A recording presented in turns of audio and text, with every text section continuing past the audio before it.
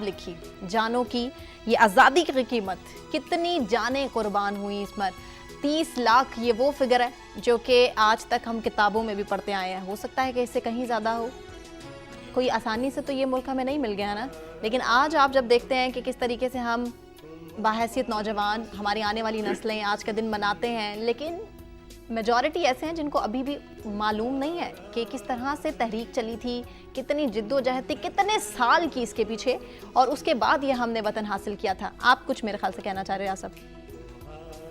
میں گزارش کروں آپ سے جی کہ جہاں قائدین کی قیادت کا تعلق ہے، ہاں جی بھرپور اعتماد ان پہ کیا. ہاں جی اچھا، ان کے ساتھ میں یہ کہنا چاہوں گا کہ پنجاب میں حمید نظامی مرحوم مسلم اسٹوڈنٹ فیڈریشن کے صدر تھے.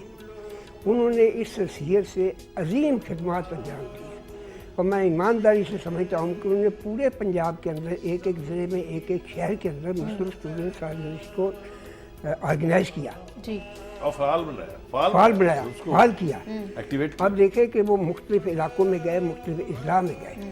امرتسر میں خواجہ رفیق شہید، جسٹس ذکی الدین پال صاحب، ان کے والد مولوی ساجد، یہ بھی بڑے قداور لوگ، بڑے قداور لوگ تھے. شیخ صادق حسن تھے امرتسر میں.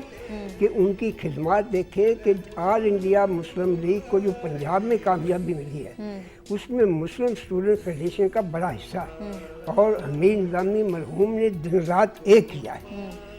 دیکھیں مسائل ان کے نہیں تھے. اس سب کچھ کے باوجود اتنی بڑی انہوں نے قربانی اور اتنی بڑی محنت سے کام کیا ہے کہ یہ ان کی کوششوں کا نتیجہ بھی ہے.